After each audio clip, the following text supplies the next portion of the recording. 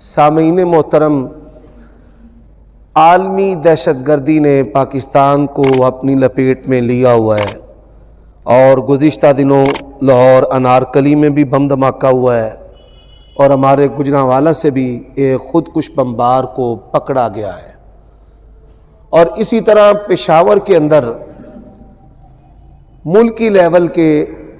بلکہ اگر میں یہ کہوں کہ انٹرنیشنل لیول کے عالم دین کہ بیرون ملک سے لوگ ان سے پڑھتے تھے، مولانا شیخ عبدالحمید رحمتی رحمہ اللہ تبارک و تعالی، ان کو اور ان کے بھائی کو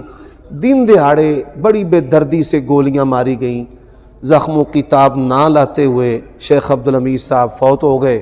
اور ان کے بھائی جو ہیں وہ اسپتال میں داخل ہیں۔ اللہ تعالیٰ شیخ عبدالحمید کی بخشش اور مغفرت فرمائے اور ان کے جو بھائی ہیں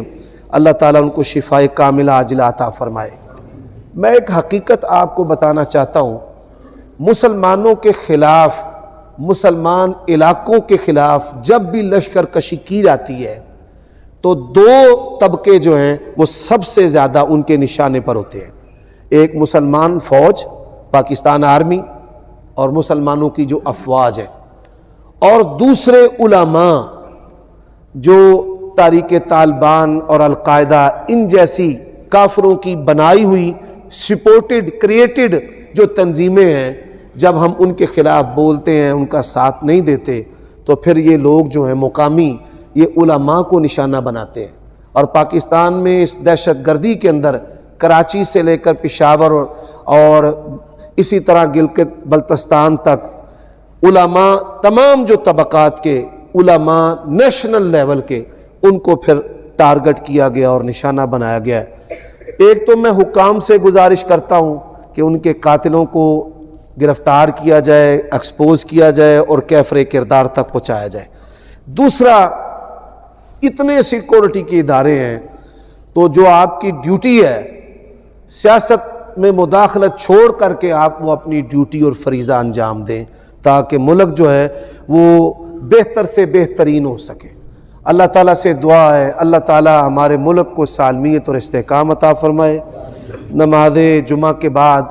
ان کا نماز جنازہ ادا کیا جائے گا غائبانہ، اور بڑے سارے دوستوں نے دعاؤں کے لیے کہا ہے۔ جتنے بھی فوت شدگان ہیں اللہ تعالیٰ سب کو معاف فرما، جتنے بیمار ہیں اللہ ان کو شفائے کاملہ عاجلہ عطا فرمائے۔ اے اللہ ہمارے والدین پہ اپنی رحمت فرما، اللہ ہمارے والدین پہ اپنی رحمت فرما، اللہ ہمارے دلوں کو ڈرنے والا بنا، اللہ ہمیں اپنے خالص بندوں میں شامل فرما۔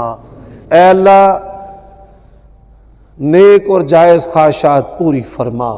اللہ ہمیں اولاد بھی دے تو اپنی پسندیدہ اولاد عطا فرمانا، ہماری اولاد کو آنکھوں کی ٹھنڈک بنا، ہماری بیویوں کو آنکھوں کی ٹھنڈک بنا، اللہ جو نعمتیں دی ہیں ان میں برکت عطا فرما، فقر اور فاقہ سے محفوظ فرما، ذلت اور قلت سے محفوظ فرما، زوال نعمت سے محفوظ فرما۔ اللہ یہ تیرے جتنے بھی بندے ہیں یہاں پر بیٹھے ہیں اور تیری بندیاں ہیں، ان کی جو بھی خواہشات ہیں پروردگار نیک خواہشات پوری فرما، بے اولادوں کو اولاد عطا فرما، اللہ جن کے پاس گھر نہیں ہے ان کو گھر عطا فرما، جن کے کاروبار نہیں ان کو کاروبار عطا فرما، بیرون ملک جو روزگار کے لیے گئے اللہ تو ان کی حفاظت فرما، مدد فرما، برکت عطا فرما، اللہ ہمارے گھروں میں فضل اور برکت فرما۔ سبحان ربک رب العزت عما یصفون وسلام علی المرسلین۔